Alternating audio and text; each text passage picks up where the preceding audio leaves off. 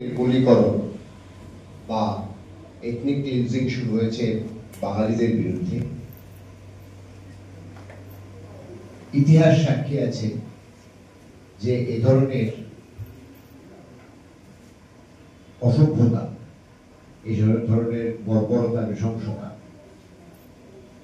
আমরা আগে ইউরোপে দেখেছি এবং এর ফল অতীব ভয়ানক, এ সম্পর্কে কোনো সন্দেহের অবকাশ নেই। ইতিহাস এটাও সাক্ষী দেয় যে বাঙালিদের যে কোনো আন্দোলনে সাহিত্য, শিল্প, গান, কবিতা, নাটক, নৃত্য অত্যন্ত গুরুত্বপূর্ণ ভূমিকা রেখেছে। যখন মারাঠা দস্যুরা বাংলায় আক্রমণ করেছে, বাংলাকে লুণ্ঠন করেছে, বাংলার নারীদের অপমানিত করেছে, তখন আমরা কবিতা লিখেছি, খোকা ঘুমলো, পাড়া জুড়লো, বর্গি এলো দেশে। পরবর্তী সময় যখন ব্রিটিশরা আমাদেরকে পদদলিত করেছে, তখন একের পর এক গান, একের পর এক কবিতা, একের পর এক লেখা, বিভিন্ন ধরনের গদ্য এবং তার সঙ্গে বিবিধ নাটক আমরা দেখতে পেয়েছি।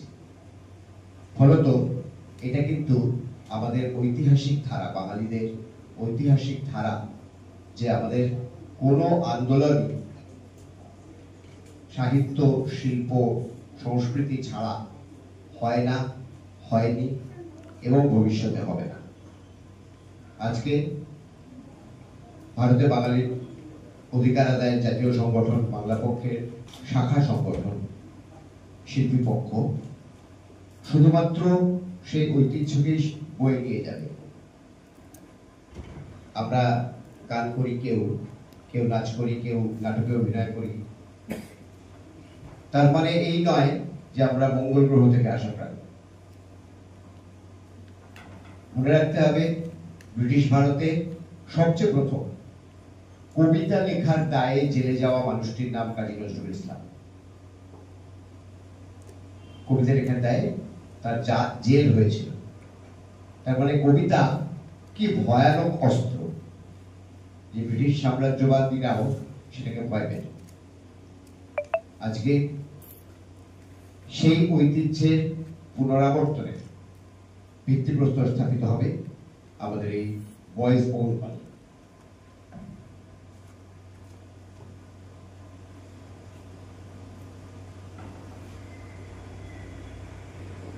আমি বক্তব্য রেখে সময় এবং ধৈর্যের চ্যুতি ঘটাবো না।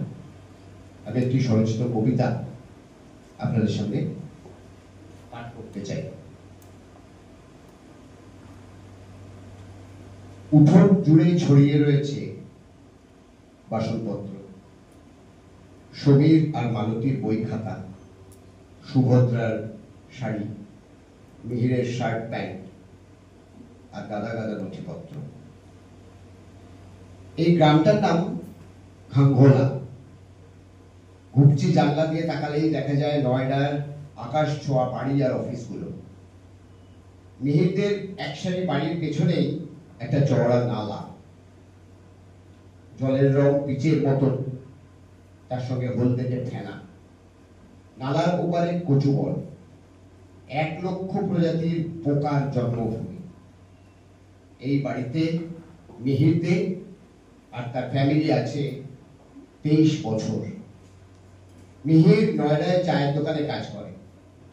তার বাবা এই উঠোনে বসেই নিরন্তর মাছ ধরার জাল করে, মানে বলতো। আজ সকালে ইউপি পুলিশ এসে ধরে নিয়ে গেছে তাকে। ডাকনাম ভোলা, রিলিজিয়ান হিন্দুইজম, জাতিতে রোহিঙ্গা। অবাক হচ্ছে? তাহলে ভেবে দেখুন মিহির আর সুভদ্রার অবস্থা। ভেবে দেখুন 14 বছরের সমীর আর 9 বছরের মালতীর অবস্থা। ভেবে দেখুন ভোলা কাকা কি ভাবছে। মিহির পুলিশ গাড়ি পিছু পিছু ছুটতে ছুটতে গিয়েছিল থানা অব্দি। থানার গেটের হাবলদার মিহিরের বুকে এত জোরে লাথি মেরেছে যে সে এখন হাসপাতালে। তার পাশে বসে অঝরে কাঁদছে, কেঁদেই চলেছে শ্রীমতী সুভদ্রা দে। সমীর আর মালতী সেই যে দৌড়ে গিয়ে ঢুকেছে সালাউদ্দিন কাকুর বাড়িতে, আর বেরোয়নি। উঠোন জুড়ে ছড়িয়ে রয়েছে ওষুধের পাতা, পিতলের গোপাল, পাথরের ছোট্ট শিবলিঙ্গ, রামকৃষ্ণ সারদা মায়ের যুগল ফটো, যোগীজির বাঁধানো ছবি। ভোলা কাকুর লকআপে। পুলিশ অফিসার তাকে ঘন্টা চারেক আগে জিজ্ঞাসা করেছিল, আধার কার্ড পে তেরা নাম क्या है বুদ্ধা? সেই থেকে বৃদ্ধ বরাদের ওপার থেকে চিৎকার করে বলে চলেছে, স্বদেশ দে, স্বদেশ দে, স্বদেশ দে।